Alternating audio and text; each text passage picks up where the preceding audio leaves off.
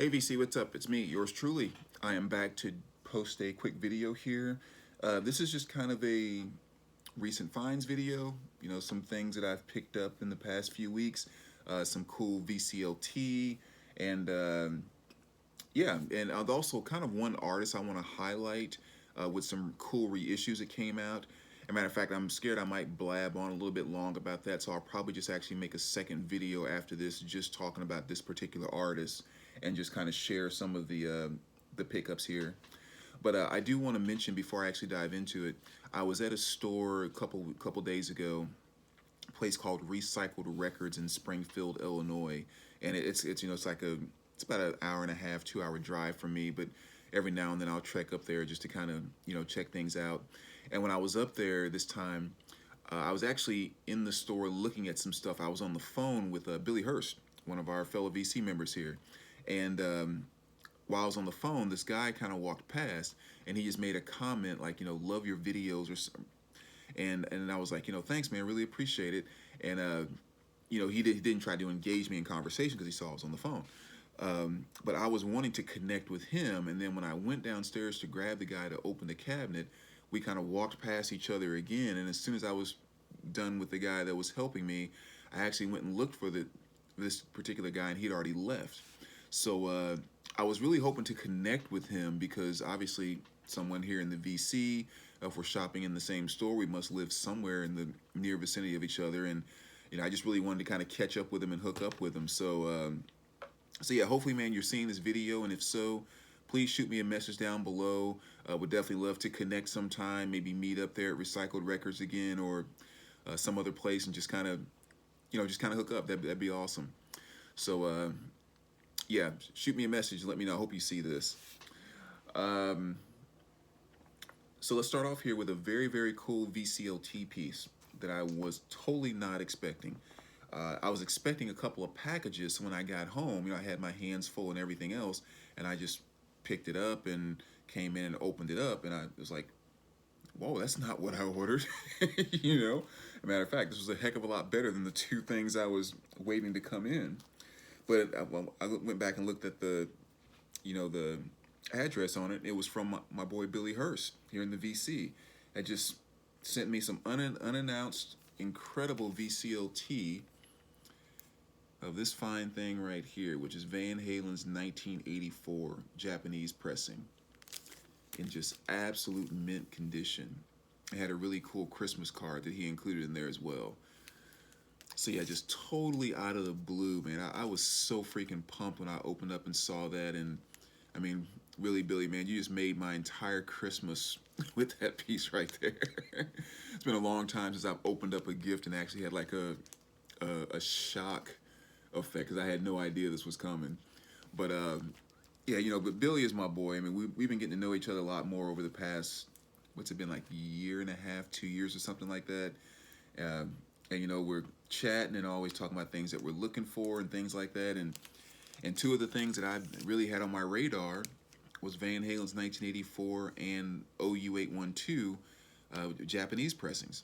It's something I've really, really wanted. And Billy just kind of kept that in mind and actually pulled this out for me. And I was just so freaking pumped, man. Especially knowing that it got completely unexpected. I had no idea it was even coming. He didn't even tell me something was on the way. So to get that in the mail and just pop it open and just be like, oh God, this is a good day. So Billy, man, I cannot tell you how much I appreciate that, man. I love you, brother, and I appreciate you thinking about me like that. That was awesome. That freaking made my Christmas right there. So that was really, really cool. Definitely be a special piece in my collection for a long time. A couple other pickups here.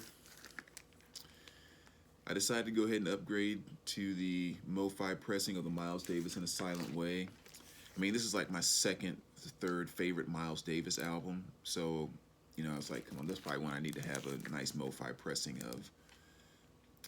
Even though the 180 gram pressing I have of it is really nice, but still it's just kind of a, it's MoFi. You can never go wrong with these, and they sound fantastic. So that was a good pickup, as well as Supertramp.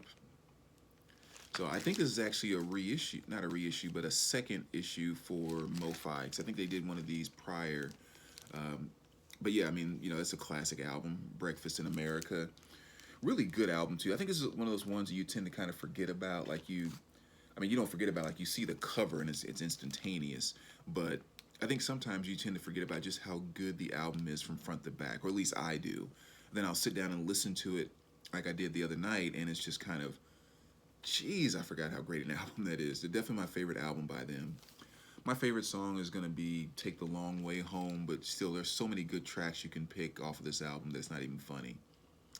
And I'll never forget, it wasn't until just about maybe 5, 6 years ago or something like that, before I actually noticed that the city wasn't a city, and it was actually just like salt shakers and cups and all that kind of stuff.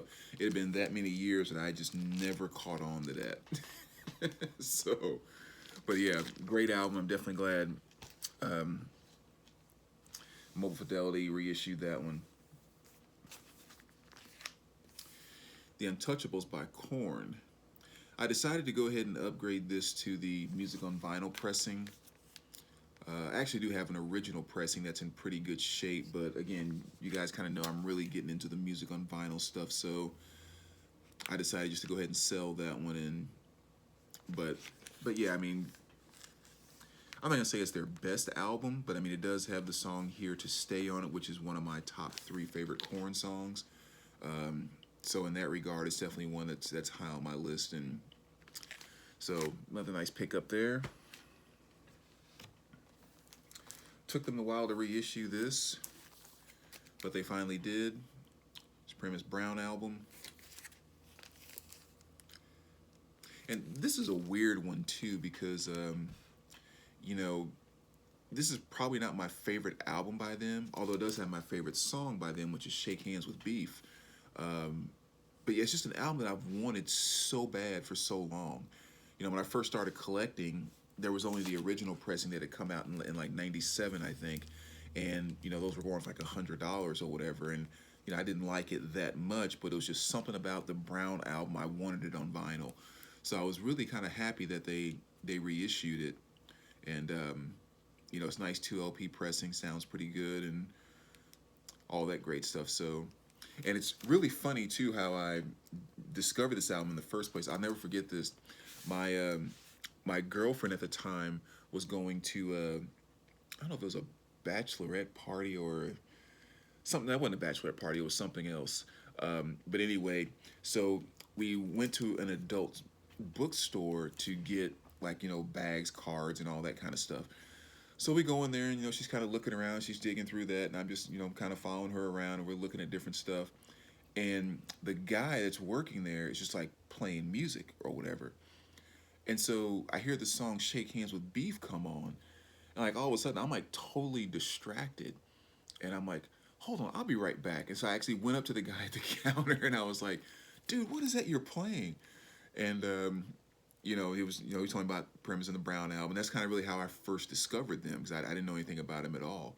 So it was so funny, because when we left, and she was like, you got to be the only guy I know that'll be in an adult bookstore, and you go find the only other guy in there and start talking music. I was like, yeah.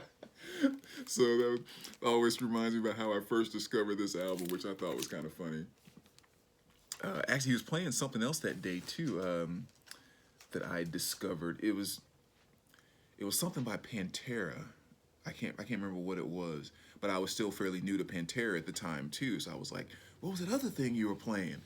And we were just sitting there talking music for almost 20 minutes. But anyway, moving right along. James Brown, Golden Hits, and just kind of all of his classic mainstream type of hits. Was really happy to find this too, because oddly enough, I had a one of a few different type of James Brown hits records that I purged years ago because of the condition of it, and it really is amazing how hard it was for me to find another nice greatest hits on vinyl. I know they just reissued that one that was running like $30-something. I just wasn't willing to pay that much, but you would think you could walk around and find good James Brown greatest hits albums all over the place, but I was having like no luck at all. So I was really, really happy to find this one. And it said it has everything on it too. So that was a good find. Earth, Wind, and Fire. This is Faces. Now, you guys remember I talked a few minutes ago, I'm trying to complete my Earth, Wind, and Fire collection, and kind of some of the rules that I had on that, which was, again, all original pressings, no reissues allowed on the Earth, Wind, and Fire. It has to be mint condition, and it has to be under $10. So it's been kind of tricky along the way, but I actually lucked out and kind of came up with two this time. And this is a double LP, which is pretty cool. And so that one, and also this one here, which is Head to the Sky. I see this one a lot, but the cover's always very dirty. So again, it was great to find a very nice clean copy of that. It's only $8 too, which is really nice. And this one actually came with the poster that's inside as well, which is a gigantic poster. Definitely a lot bigger than your traditional size posters of just Earth, Wind, and Fire. And I wish I had two of them because I would love to mat that and actually hang it up on my wall, but maybe I'll stumble across another copy in the future and I can get that poster. But really, really cool. So two great additions to the Earth, Wind, and Fire collection. And the Head to the Sky is actually a gold stamp promo. Just like this one here, which is The Church. Heyday, one of my favorite 80s bands there. Starfish is definitely still my favorite album by them, but pretty much all their albums are good because they're so consistent. I mean, once you know The Church, you kind of know The Church, and pretty much on 80% of their albums, you get exactly what you expect from The Church. And this one's kind of no exception. So that was a really good find too. And also you can see a gold stamp promo there.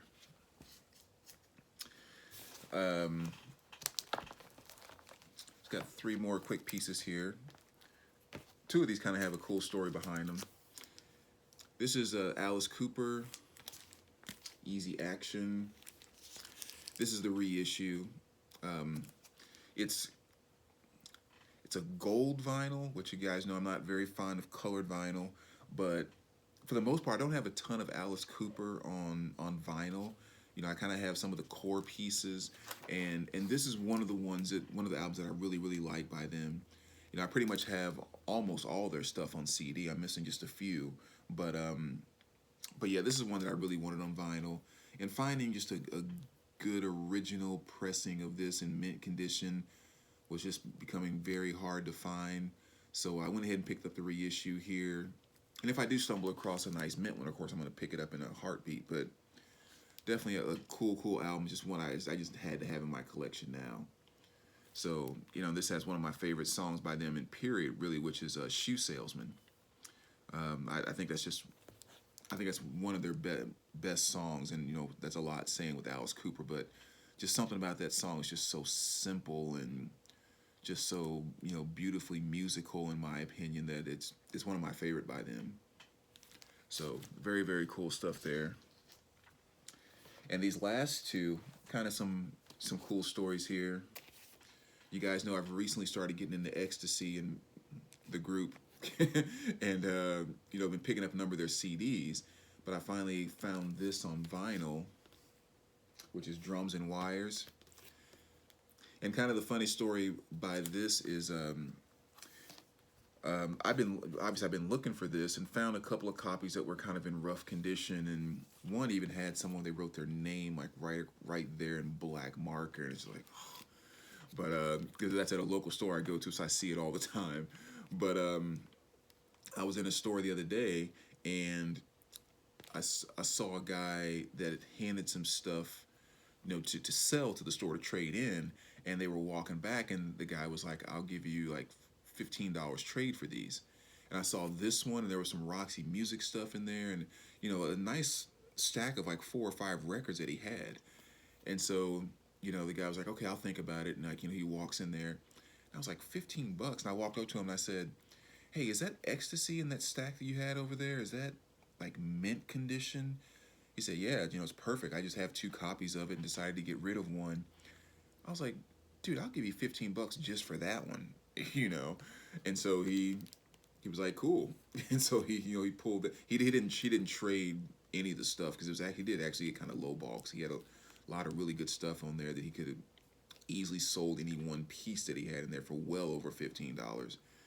So yeah, that was kind of how I finally got a chance to pick up Ecstasy drums and wires.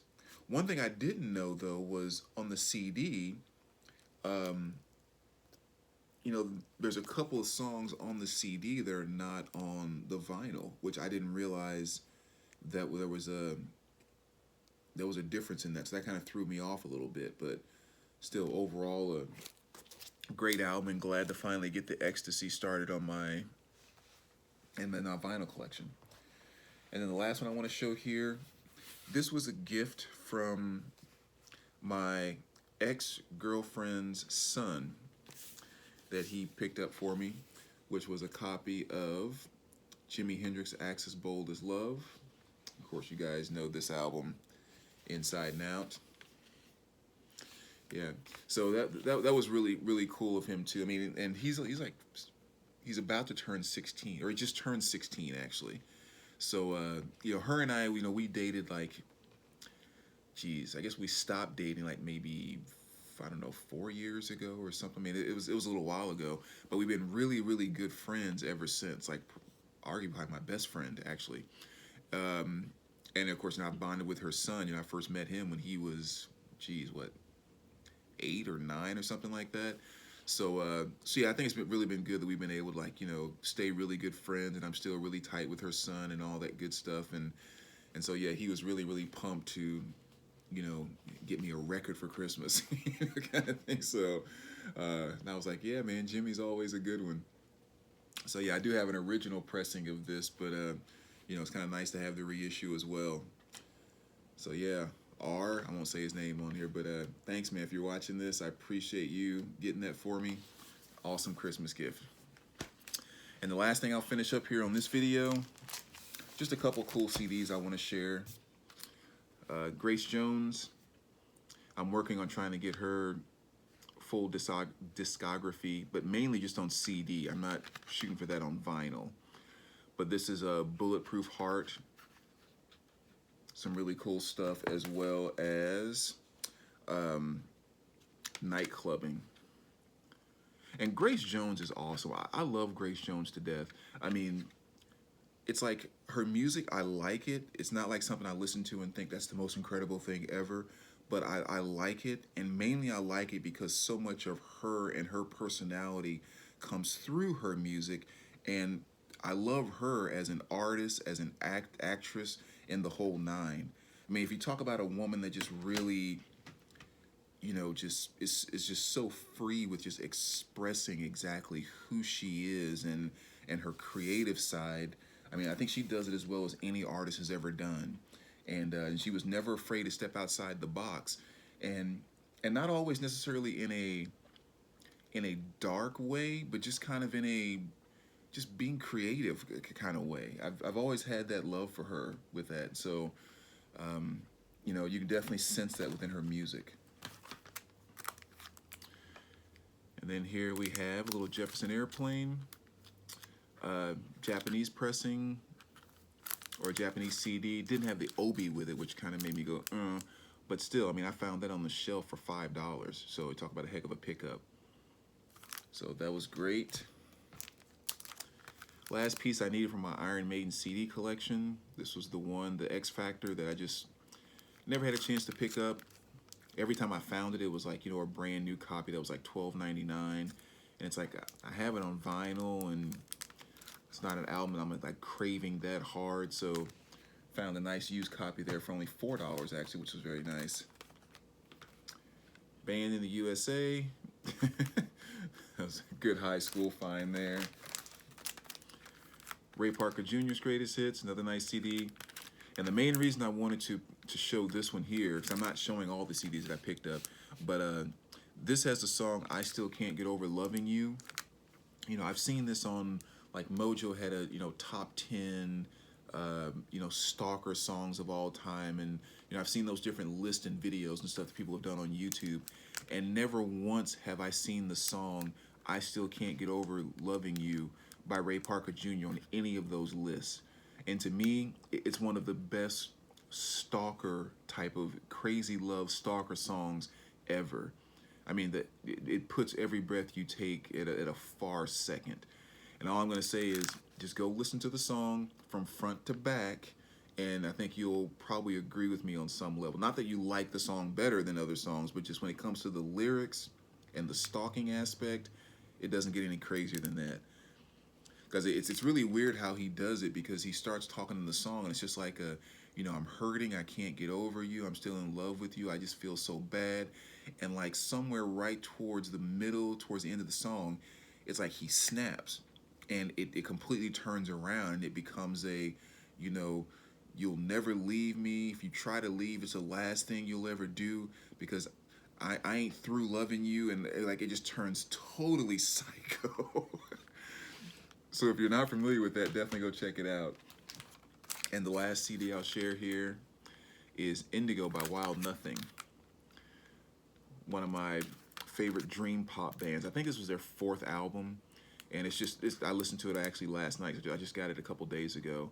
But just like all their other stuff, it's just that floaty, kind of synthy dream pop type of stuff that I really love.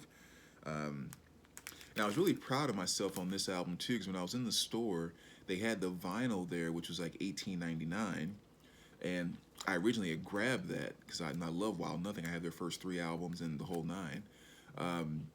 But then I saw this there too, and it was like $3.99. It's like perfect condition. I sat there and thought about it, and I was like, well, I'm really trying to narrow down my collection and trying to tighten it up. And I love Wild Nothing. I would love to have his vinyl, but I think I would be okay with just having the CD. So I put back the vinyl and just bought the $3.99 CD. So I kind of felt very proud of myself. I felt like an adult. I was actually able to put down the vinyl and walk away. But yeah, really good album there as well. And that's kind of part of the decision I'm making now going into my next purge phase. Because again, the more I kind of purge, I just keep feeling better and better about my collection. And so I think what my next goal is to figure out which albums I would be comfortable and be happy with just having on CD, where maybe I don't necessarily need the vinyl. And so my goal is, if it kind of works out, with all these cubes I have back here, when you look at all of these I have around my house, there's 36 of these that are kind of full. Not overly stuffed, but they're full. So if I can get rid of 2 of those by going strictly CD on some albums that I don't necessarily have to have on vinyl, that's kind of my next purge goal, so to speak. So yeah, there you go, VC. Again, thanks for checking this video out, and I'm going to do another quick video here in just a moment about kind of an artist that I want to feature a bit. So let me know what you think, and I will talk to you guys soon. All right, take care, guys.